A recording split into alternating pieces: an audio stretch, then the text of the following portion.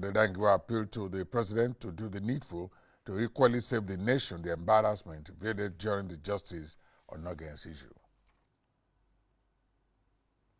The impact of COVID-19 on education may have widened the gap between the privileged and less privileged children in access to education in Nigeria.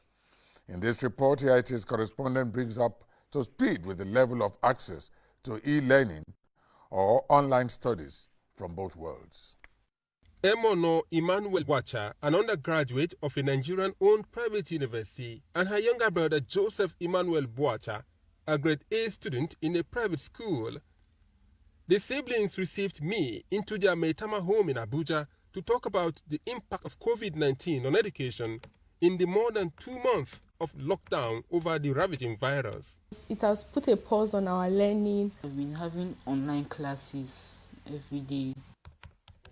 While these siblings appreciate the effort of government by providing teaching via radio and television, they believe e-learning already adopted by most private schools should be the new normal for the next level of education in Nigeria. It's not so difficult for them to transition at this point to fully learning online. Thanks to the online classes now, we'll be able to keep up and get better knowledge. They, however, have their reservations. The cost of data is quite expensive for students in Nigeria, so you complain. So the fact that you have a laptop and a phone doesn't even guarantee smooth access to online learning, because you have to struggle with internet connection. Like if somebody is doing an online class by TV, they can maybe take light, then there will be no light. Well, then there will be no lights. Then with the time, then they will now bring the lights. Is when the class will be over. Across the street, however, is an unplanned settlement, Kurunduma village in Asokoro district of Abuja. I met Rabiu, a primary 6 pupil of local education area LEA, to talk about how COVID-19 has affected his education. But Rabiu is with his friends, ready to play football at 10 a.m. Radio, television teaching, e-learning or online learning has never been in his agenda since the virus prompted shutdown of schools and even before. Do you know what is online teaching? No. Do you know what is e-learning?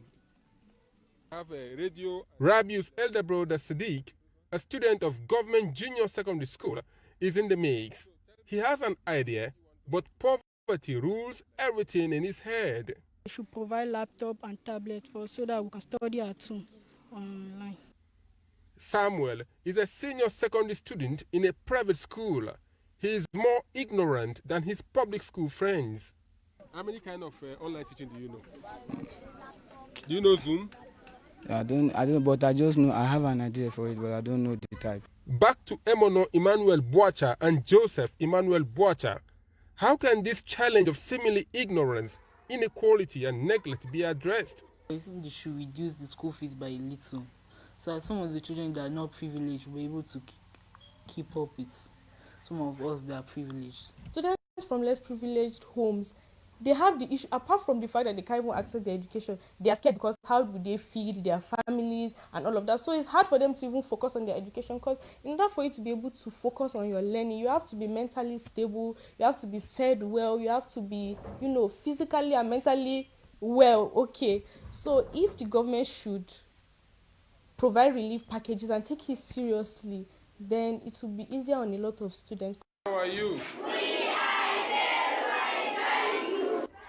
With more children in public schools in Nigeria and majority lacking the knowledge of online learning methods, coupled with little effort to create this access, the challenge ahead when schools reopen in post-COVID-19 era can best be imagined. Abulu Osemahu, AIT News, Abuja. You're still watching the AIT News Hour. We'll go on the break now. We'll be back shortly. Stay with us. Is